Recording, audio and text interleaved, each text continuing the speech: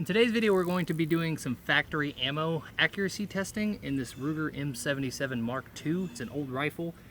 Just got it recently, cleaned the barrel, did some fouling shots, and now we're gonna do a little plinking around with it. So we're just short of 100 yards. I'm gonna be testing a variety of different ammo, and we're gonna be starting with some Federal American Eagle, their Varmint and Predator line, in the 50 grain jacketed hollow point.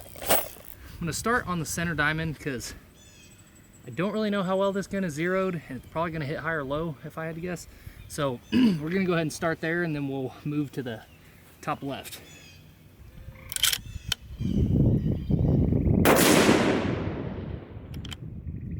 We are not measuring velocities since it's factory ammo. I can't change it anyway, so we're just going for groups here.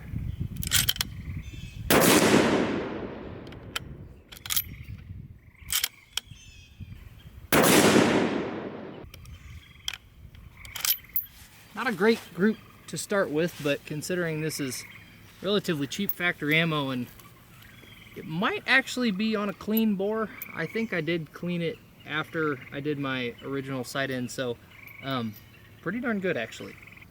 Next up is some Fiocchi 40 grain VMAX in their Field Dynamics line. We're gonna be shooting for the top left diamond. Point of impact is still good.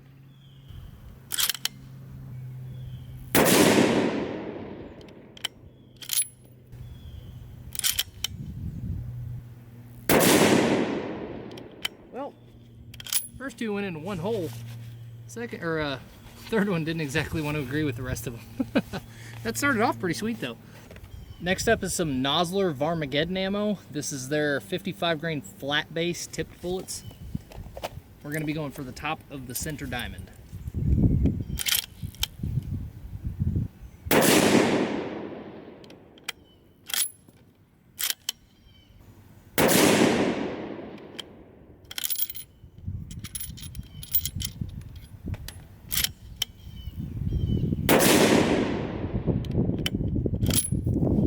So far, nothing to really brag about. That group was kind of crappy. Next, we're going to have the Nosler Ballistic Tip line, and this is going to be their 55 grain ballistic tip ammo.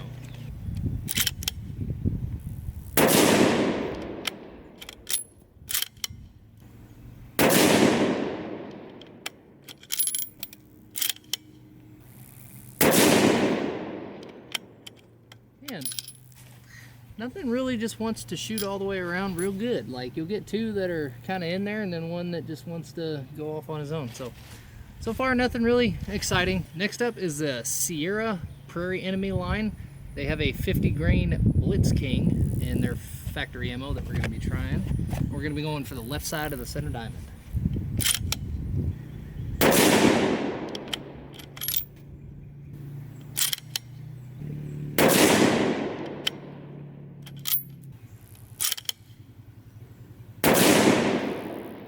Now that was a good group. I will take that. That's a darn good group. So the intent of this video is to test some factory ammo, but eventually we will be hand loading for this gun. So I would like to figure out what bullet this barrel has the potential to shoot really well while shooting factory ammo, and then that way I can just hand load them and we can try out some different powders and stuff and see how it does with hand loads. But next up is going to be Sig Sauer's Elite Series Varmint and Predator line. This is going to be their 40 grain Sierra Blitzking. So we're shooting a Sierra bullet loaded by Sig. We're going to go for the right side of the center diamond on this one.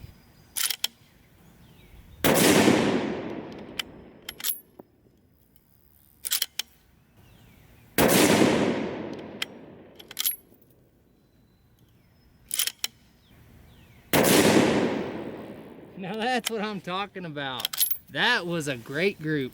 That last one was good, but that one was phenomenal. So 40 grain Sierra Blitzking, quite the contender. 50 grain actually shot pretty good too, but the 40 grainer was just like, that was very nice. It's gonna be pretty hard for Hornady to beat that last group, but next up we have some Hornady Varmint Express, their Varmint Express line. 55 grain VMAX. We're gonna be using all Hornady ammo for the next three tests, so it's gonna be the 55 grain, then the 50 grain, then the 35 grain. But this one's their 55 grain VMAX. and we'll work from heaviest to lightest. We're gonna shoot at the bottom left diamond on this group here. Coolest thing is that group shot exceptionally well while the gun's really hot, because I have not been giving it time to cool off.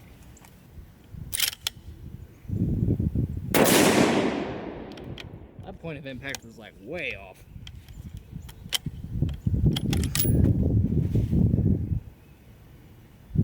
I had some heavy bolt lift, but the primer looks okay. There is a bit of a smear on the back of the case though, so these might just be a little hot.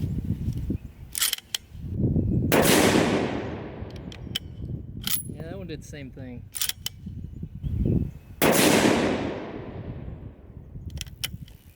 Those are kind of giving me clickers, so like, I think they're just a little bit warm. Another load from the Hornady Varmint Express line. This one's going to be their 50 grain VMAX, and we're going to be shooting for the bottom of the center diamond. So getting them little clickers.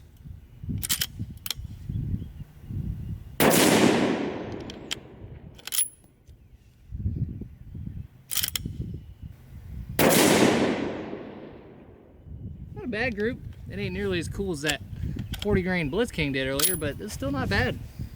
Last but not least, we have the Hornady Superformance Varmint line, and this is their 35 grain NTX, moving at about 17 million feet per second. So it's supposed to be kind of a quick scooter, but we shall see whether or not it is accurate. We're going to be going for the bottom right diamond, and then that will be the last group of the day.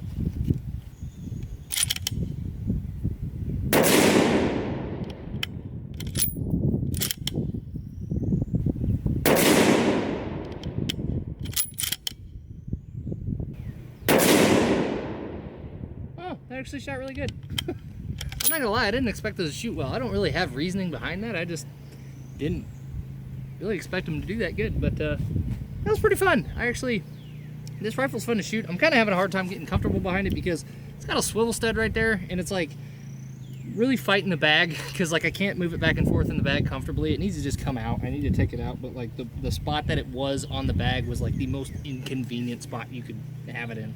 So that was a little annoying, but aside from that, getting behind the gun and getting comfortable and whatnot, this is actually kind of a cool little piece. So anyway, tell me what you guys think about it. I think it's kind of neat. Seems like it has the capability to shoot pretty well. That 40 grain Blitzking was definitely the winner today, but that 35 grain NTX didn't do too bad either.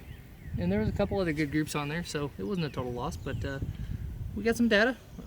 Definitely going to be doing some hand loading for this gun. Probably going to do some hand loads with that 40 grain Blitzking, but you guys let me know what you want to see in the coming videos with this gun, because we will be showing it more on the channel. Thank you guys as always for watching. Always tremendously appreciate it. Y'all stay risen, glorify God in all that you do, and we will see you in the next video.